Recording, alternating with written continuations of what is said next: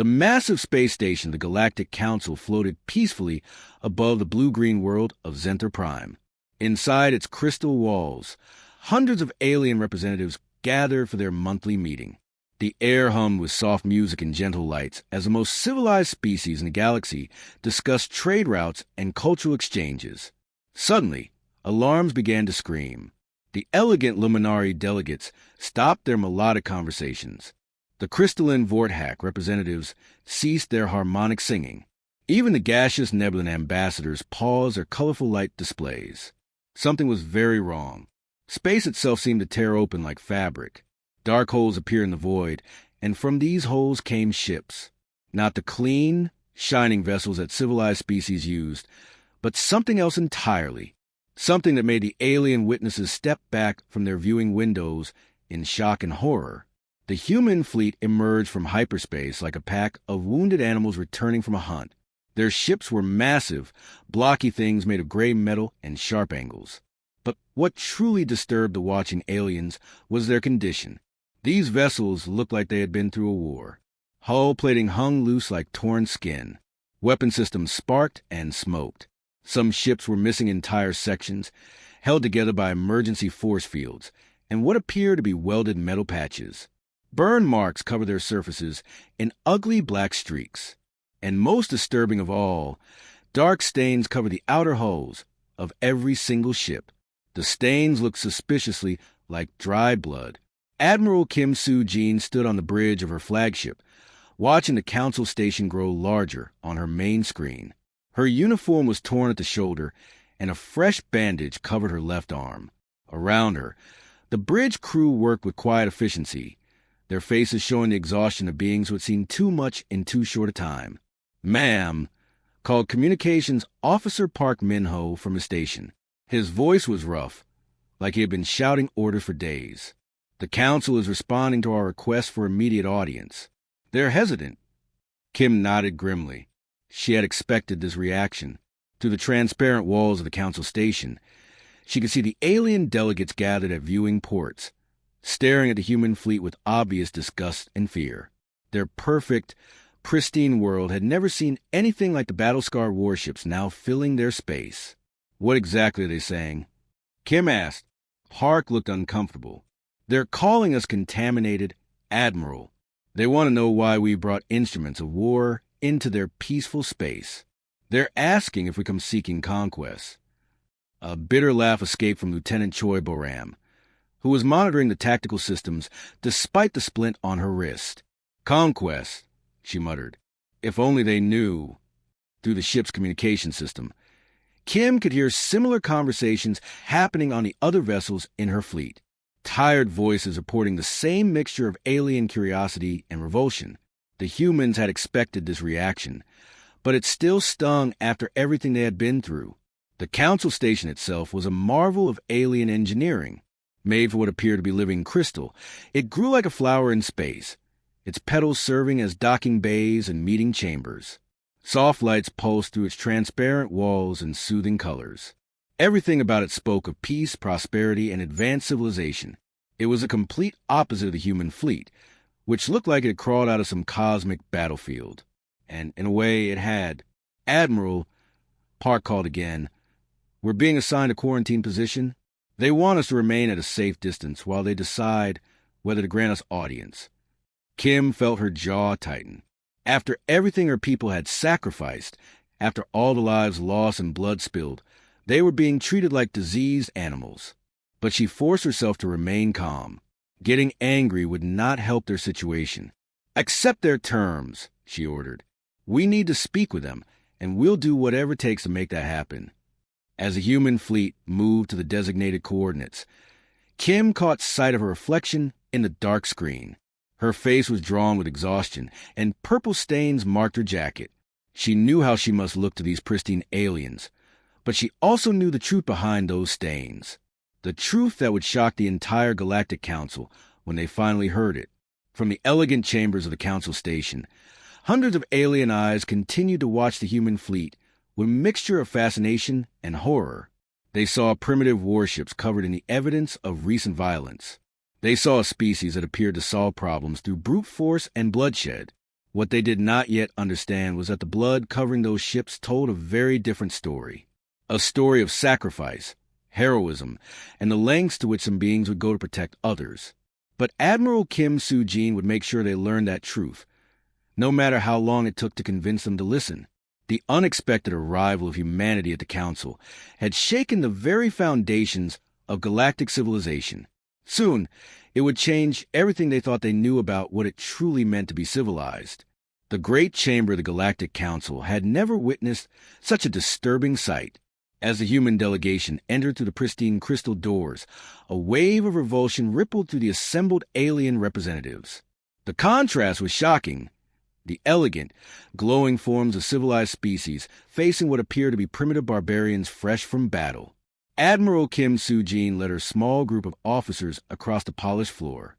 Each step echoed loudly in the vast space, breaking the usual harmony of soft whispers and melodic tones that filled council meetings. Her boots left small, dark marks on the perfect white surface, and several alien delegates actually stepped backward as she approached. Council Speaker Velturan of the Luminari rose from his floating seat, his body radiating soft golden light. His beautiful, ethereal form seemed to shimmer with disgust as he observed the humans. To him, they looked like walking nightmares, creatures of flesh and bone rather than energy and light, covered in the evidence of recent violence. These beings request immediate audience with the Council, Velturan announced, his musical voice carrying clear distaste. They claim urgent need to address this assembly, though their appearance suggests they come not in peace, but as harbingers of war. The human delegation stood in the center of the chamber, surrounded by hundreds of alien representatives. Lieutenant Choi Boram favored her injured leg, leaning slightly on Captain Lee Dongwoo, whose face bore fresh scars across his left cheek. Communications Officer Park Min-ho's uniform was torn at the shoulder, revealing a bandage beneath. But most disturbing of all was Admiral Kim herself, whose jacket was splattered with what appeared to be purple alien blood. The crystalline representative of the Vorthack began to sing, not the usual harmonious welcome given to visiting dignitaries, but a low, discordant tune that expressed deep revulsion. The crystal being's faceted surface reflected the chamber's lights as it swayed, creating patterns that seemed to rive with disgust. What manner of savage species seeks diplomacy while dripping with the life essence of others? The Vorthack sang. Their very presence pollutes this sacred space. How can we trust beings who arrive covered in blood? The gaseous nebulan delegate, a shifting cloud of purple and blue vapor, pulsed with colors that clearly indicated alarm and distaste. Its form rippled and churned as it communicated through color changes, each hue speaking of fear and rejection. Other aliens throughout the chamber began to murmur among themselves. The spider-like arachnary clicked their mandibles in obvious disapproval. The plant-like Verdani rustled their leaf-covered bodies in what could only be interpreted as hostile whispers. Even the peaceful Aquarians, usually calm and welcoming, had darkened their bioluminescent patterns to deep, unfriendly blues. Admiral Kim stood silently in the center of this storm of alien disgust, her tired eyes meeting the gaze of each representative who dared to look at her. She could feel their revulsion like a physical weight, could smell the fear pheromones being released by several species, could see the way they all kept their distance, as if violence might be contagious. "Look at them," whispered a Luminari diplomat to his companion. "They smell of death and carry weapons even here, in our place of peace. What kind of species brings the tools of war into a council chamber?" It was true that the humans carried sidearms, small energy weapons holstered at their belts. But what the aliens did not understand was that these weapons had not been drawn in conquest. The stains on their uniforms, the wounds on their bodies, the exhaustion in their eyes, none of it spoke of aggression. But the aliens saw only what their civilized minds expected to see: barbarians who solved problems through violence. "Perhaps," suggested the elder Vorthack in its crystal-clear tones, "we should simply refuse them audience. Why should we lower ourselves to communicate with beings who clearly lack any understanding of civilized behavior?" Several other representatives murmured agreement. The nebulan delegate pulsed brighter, its colors shifting to patterns that meant strong approval of the suggestion. The arachnary clicked more rapidly, their multiple eyes focused on the human delegation with undisguised hostility.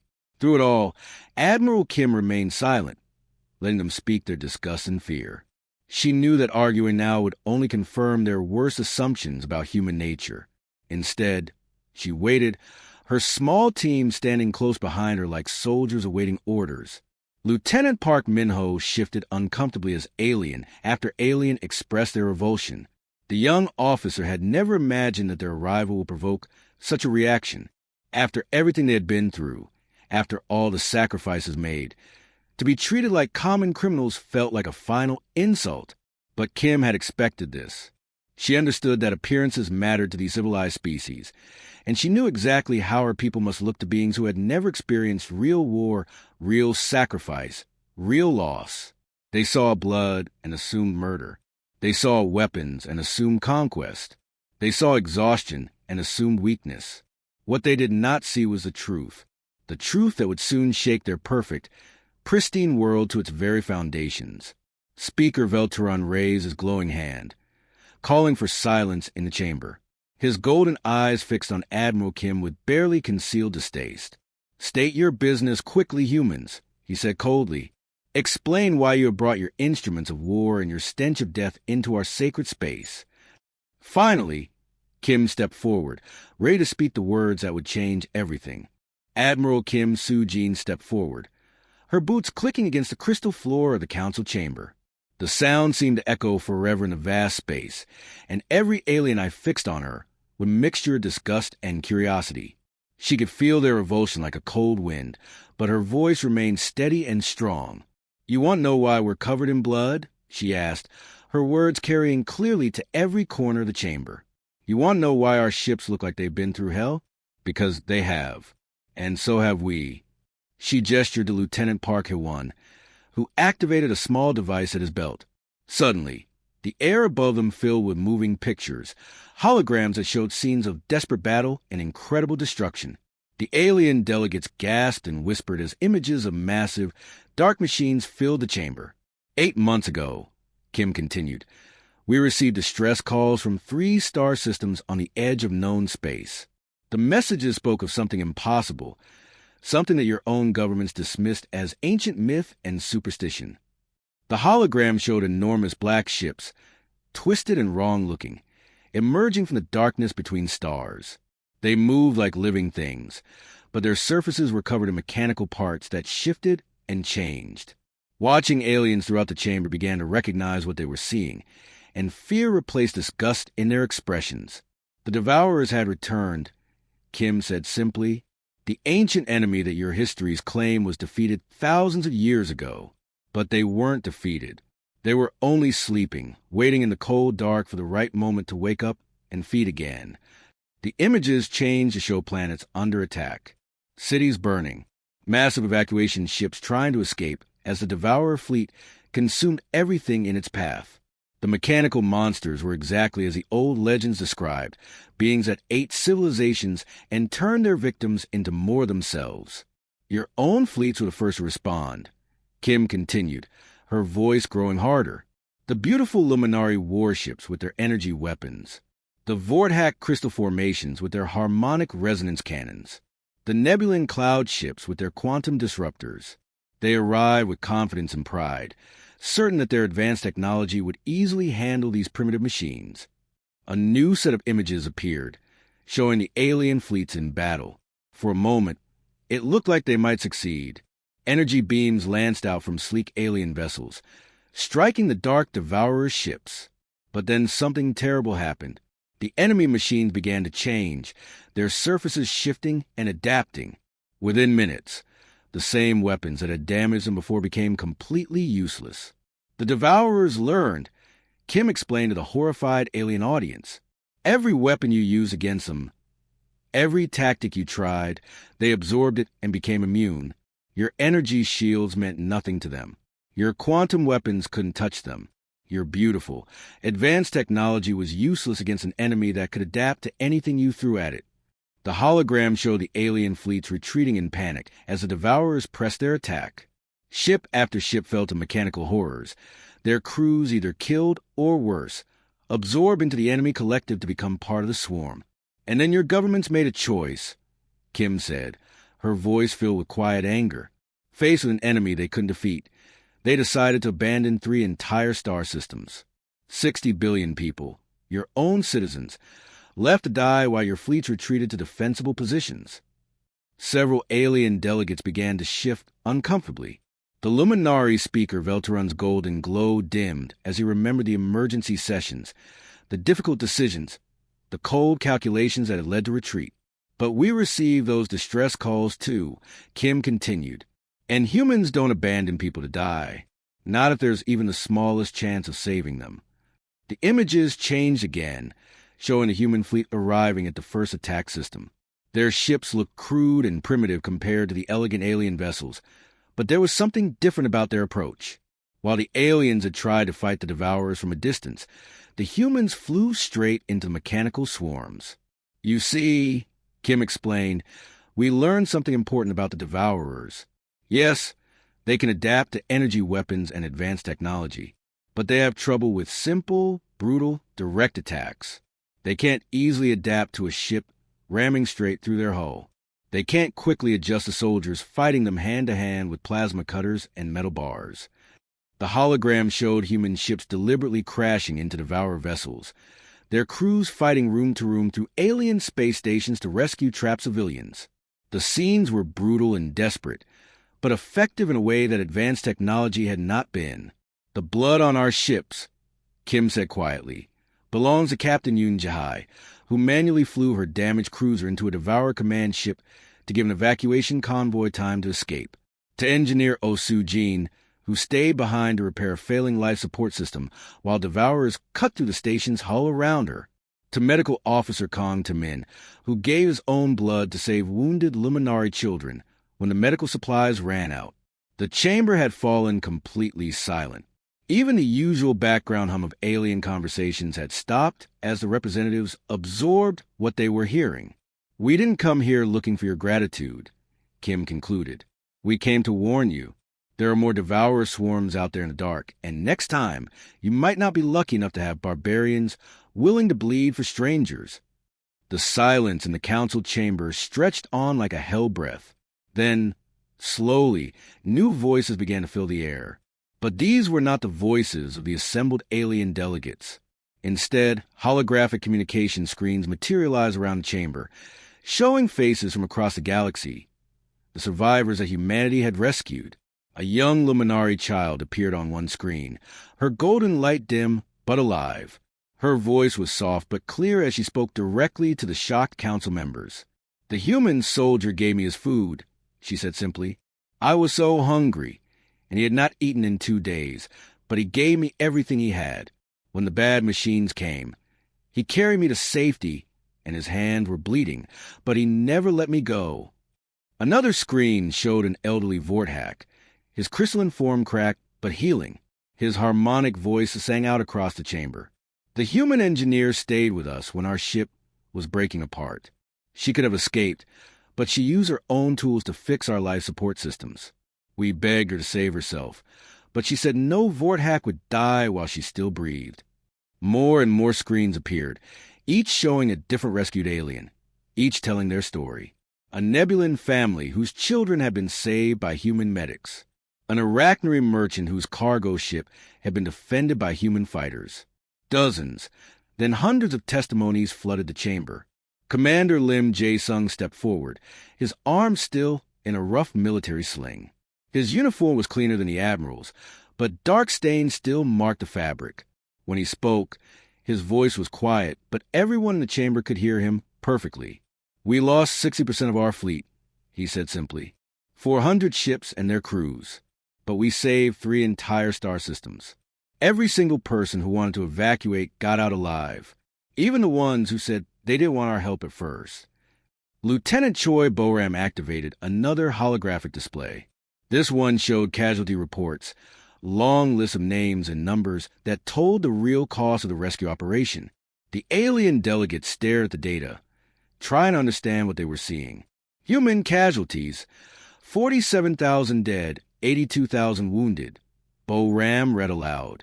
Alien casualties among rescued populations, 0. The word hung in the air like a challenge. 0.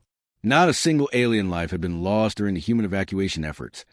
despite the desperate fighting and impossible odds. Admiral Kim watched the faces of the alien delegates as the truth began to sink in.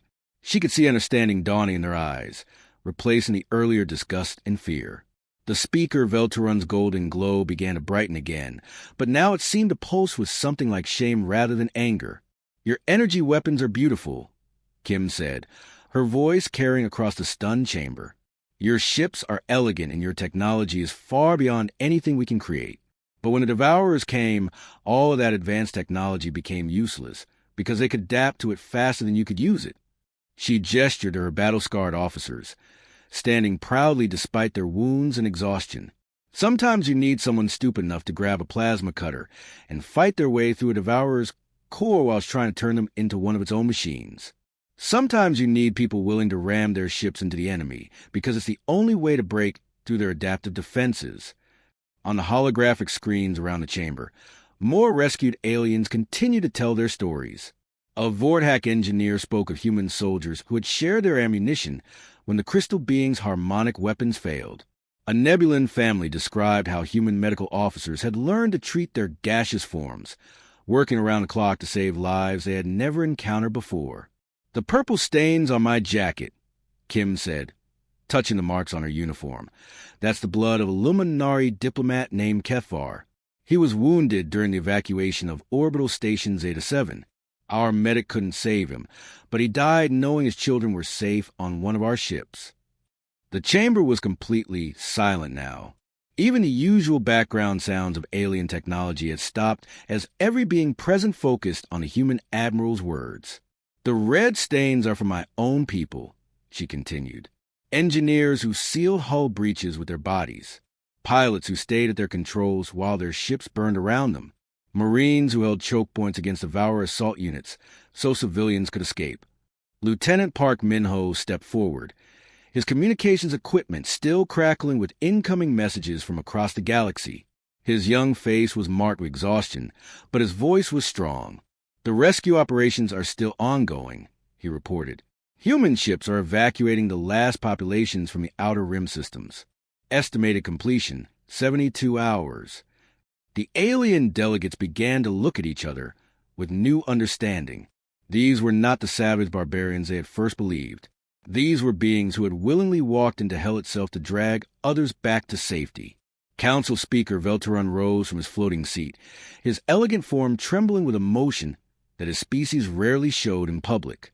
For the first time in centuries, a Luminari was about to apologize to another species. The revelation was complete. The blood-stained humans were not conquerors or barbarians. They were heroes. Council Speaker Velteron descended from his floating platform, something that had never happened in the 1,000-year history of the Galactic Council. His golden form moved slowly across the crystal floor toward Admiral Kim Sujin, each step causing his light to pulse brighter with emotions he had never felt before. The entire chamber watched in stunned silence as the most powerful being in known space approached the blood-stained human commander. When he stopped just an arm's length away from her, his voice carried a tremor that shocked every alien present.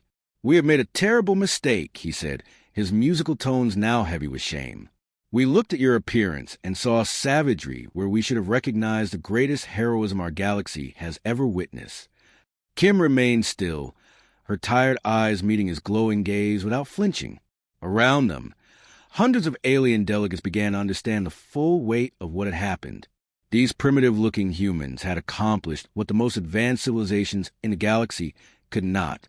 The crystalline Vorthack representative began to sing, but this time the harmonics were different. Instead of the earlier disgust and fear, the crystal being's voice carried notes of deep respect and gratitude. Other Vorthack throughout the chamber joined in, creating a harmony that had not been heard in centuries, the song of honor reserved for the greatest heroes. "Your people died for strangers," the Vorthack sang in their crystal-clear voices. "Your ships bled for those you had never met. We name you Shard Friends, and this title has never been given to another species." The gaseous Nebulan delegate pulsed with colors that shifted from the earlier purples and blues of disgust to brilliant golds and whites, the highest expressions of respect in their culture. The cloud being's form expanded and contracted in patterns that spoke of awe and deep gratitude.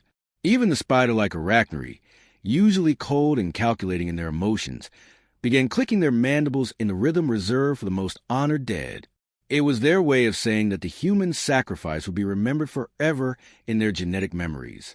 Admiral Kim finally spoke, her voice carrying the exhaustion of someone who had seen too much death and carried too much responsibility. "We did not come here seeking your praise or your gratitude," she said quietly. "We came to deliver a warning. The devourer swarms we defeated were just the first wave. Our deep space scouts have detected at least 6 more fleets moving toward inhabited systems." The weight of her words hit the chamber like a physical blow. The aliens had been so focused on their shame and newfound respect that they had almost forgotten the larger threat still facing the galaxy. "Next time," Kim continued, "you might not have the luxury of barbarians willing to sacrifice everything for people they've never met. Next time, you might have to choose between your comfortable distance from violence and the lives of billions." Lieutenant Choi Boram stepped forward, her injured leg still causing her to limp slightly.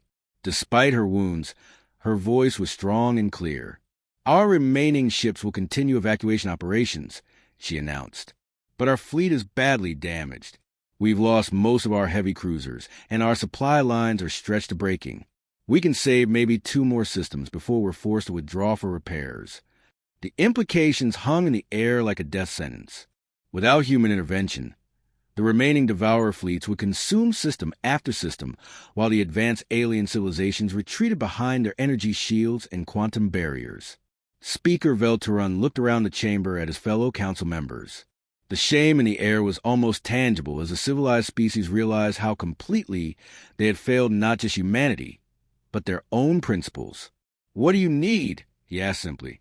The question seemed to surprise Admiral Kim. She had expected continued resistance, more bureaucratic delays, more elegant speeches that meant nothing. Instead, the most powerful being in the galaxy was asking how he could help. "Supplies," she said without hesitation. "Medical equipment, replacement parts, ammunition. Our fabrication systems are running nonstop, but we can't keep up with demand. And..." She paused, looking around at the assembled aliens. "We could use ships that aren't afraid to get their hulls dirty." The chamber erupted into activity as alien delegates began speaking rapidly among themselves. The Vorthax sang out commitments of crystal matrix repair materials. The Nebulan representative pulsed with promises of energy supplies. Even the proud Luminari began discussing which of their pristine fleet ships could be retrofitted for the brutal close combat tactics that proved effective against the Devourers. "There's one more thing," Kim said, her voice cutting through the noise. The chamber fell silent again. "We need this council to officially recognize that sometimes civilization requires people willing to do uncivilized things. Sometimes protecting the innocent means getting blood on your hands." It was a profound statement that challenged everything these advanced species believed about themselves and their place in the universe. Speaker Velturan nodded slowly. "By unanimous consent of this council, humanity is granted emergency membership with full voting rights. Furthermore, Admiral Kim Soo-jin is hereby appointed as Supreme Military Commander of all Council forces." The vote was indeed unanimous, something that had never happened in Council history. As the session ended and the alien delegates began making plans to support the human war effort, Kim looked out through the crystal walls at her battered fleet. The blood stains on their hulls were already beginning to fade, but the respect they had earned would last forever. The day humanity arrived at the Council with blood-stained ships had changed everything.